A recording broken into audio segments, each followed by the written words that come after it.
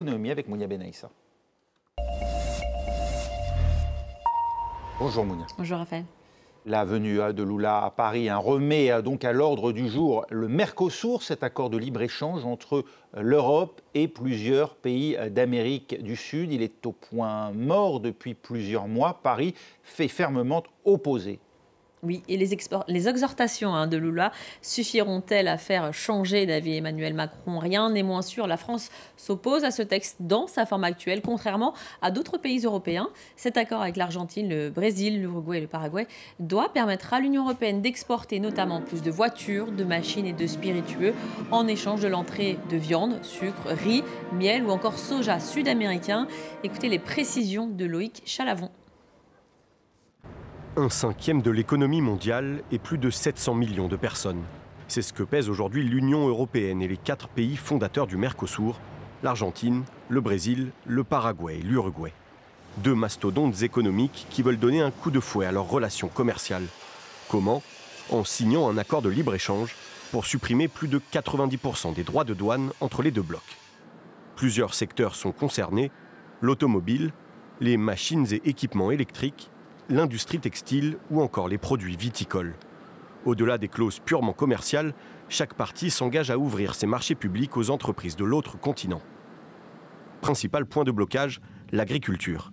Les agriculteurs européens craignent une concurrence déloyale de la part de leurs homologues sud-américains. Ces derniers pourraient proposer leurs produits agricoles au marché européen sous forme de quotas, sans avoir à respecter les mêmes normes sanitaires et environnementales. Les grands pays agricoles européens, France, Italie et Pologne en tête, y sont farouchement opposés. Mais les pays du Mercosur ne sont pas du tout au même niveau réglementaire. Donc il y a très clairement une différence majeure, qui n'est pas une différence de compétitivité, de spécialité, mais de normes. Les contraintes ne sont pas les mêmes. Oui, nous voulons plus de commerce, mais on doit respecter nos agriculteurs, respecter aussi la cohérence de nos ambitions. De leur côté, l'Allemagne, l'Espagne et le Portugal poussent pour l'adoption de l'accord. Si le traité commercial entre le Mercosur et l'Union européenne a été signé le 6 décembre dernier, il doit encore être ratifié avant d'entrer en application.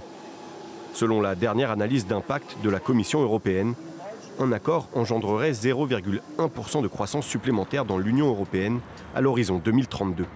Côté Mercosur, la croissance pourrait augmenter de 0,3%.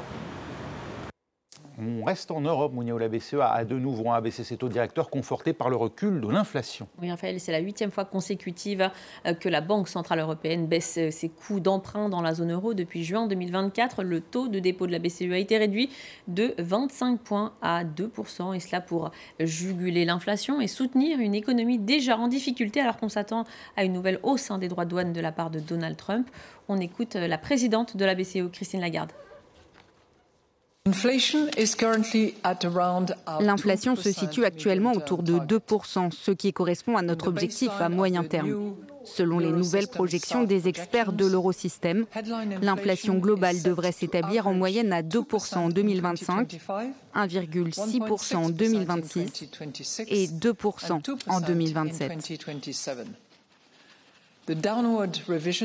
Les révisions à la baisse de 0,3% par rapport aux projections établies en mars sont principalement dues à des estimations plus faibles concernant les prix de l'énergie ainsi qu'à un euro plus fort. Et puis toujours selon la BCE, une guerre commerciale sévère coûterait 1 point de croissance dans la zone euro entre 2025 et 2027. La Banque centrale européenne qui dit être sûre de son cap malgré les incertitudes économiques liées aux droits de douane, Raphaël. Et les droits de douane, il en a certainement été question entre Donald Trump et Xi Jinping. On apprend qu'un appel téléphonique a eu lieu entre les 2 présidents. Et va-t-on assister à une visite du président américain en Chine, Raphaël? Xi Jinping n'a pas fermé la porte à cette visite au sommet qui serait assez intéressante à suivre si elle se réalisait. En attendant, les 2 présidents se sont téléphonés à l'initiative de Donald Trump, fait-on savoir, du côté de l'agence de presse chinoise. Hier encore, le président américain disait que Xi Jinping était très dur en négociation et il appelait encore à une rencontre entre les 2 leaders. Alors que se sont-ils dit?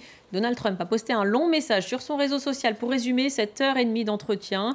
Une conversation presque entièrement axée sur le commerce.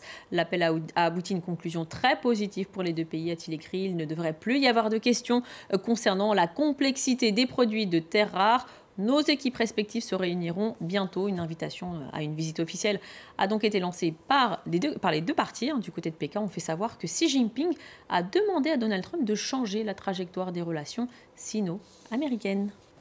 Avant de se quitter, on jette un œil sur les marchés.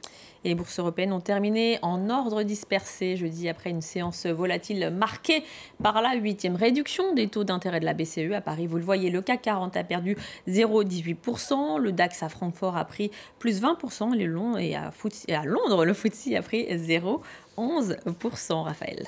Merci Mounia, c'était un plaisir d'avoir...